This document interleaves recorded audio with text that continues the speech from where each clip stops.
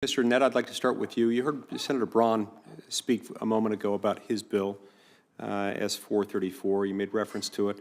Senator Braun's proposal is something that I would support because it will help the American taxpayer understand the cost of maintaining this massive federal estate.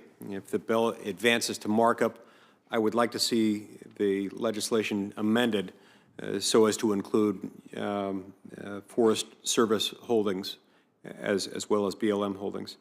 Now, Senator Braun mentioned the Congressional Research Service tells us that the total amount of federal land ownership in your respective agencies is not definitively known.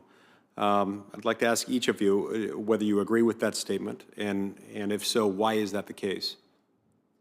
We'll start with you, Mr. Ned.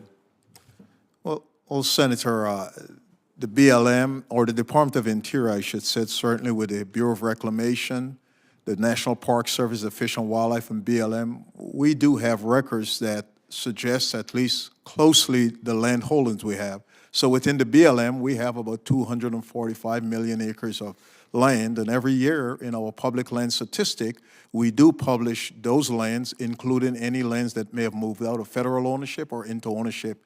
Similarly, the Park Service and the Fish and Wildlife and BOR keeps records. So would you say that the amount of land under the management of BLM is, in fact, definitively known? I would say it is known, yes, Senator. Okay. How about you, Mr. Bim? Yes. We manage 193 million acres, roughly, of National Forest System lands. And again, we publish on an annual basis our land status. I believe we know what our land status is. Yes, sir. Okay.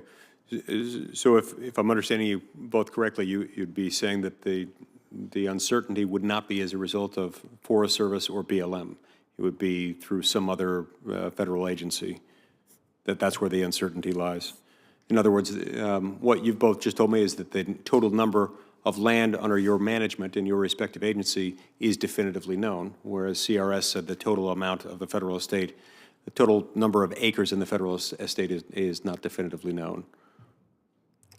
Well, Senator, in my testimony or in my written statement, certainly the department listed in here where they knew what the lands for the Bureau of Reclamation at 7.8 million acres, the lands that is managed within the Fish and Wildlife at 150 million acres. I'm sorry, the Fish and Wildlife at 80 million acres, and the Bureau of Land Management at 7.8 and the BLM at 245.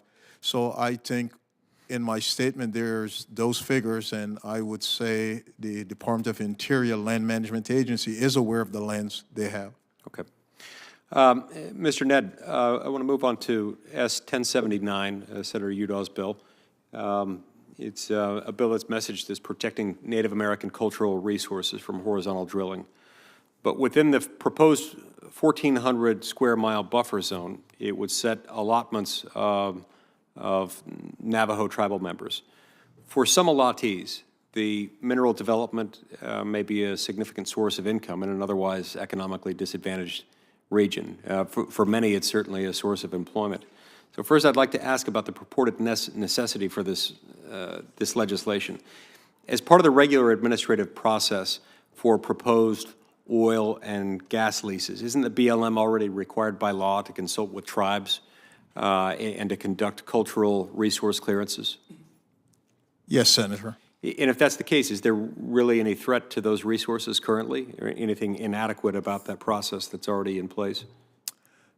Senator, right now we're going through a land use or a land amendment process, and so we're consulting with the tribe, and at the end of that process, it will reveal if there's any potential impact and how to mitigate it.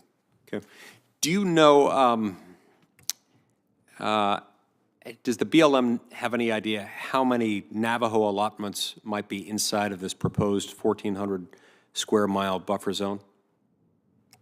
Senator, I don't have that information here with me, but I would love to take that back as a question for the record. Okay. Do you know how tribal allottees and horizontal drilling on allotted lands might be affected by the protection zones and by this legislation that creates them? Senator, it's my understanding that tribal and allottees would not be affected by this withdrawal. However, there will be challenges given the intermixing of public, tribal, and private land, and of course, the geography of the lands. You have any idea whether any economic analysis has been done to quantify or in any way estimate the impact the protection zone might have on local jobs, including the impact on the tribal economy? A social economic would have been done for the plan, but I don't have that information with me here, Senator. Okay, but you believe one has been done? To some degree, I would believe yes, Senator. Okay.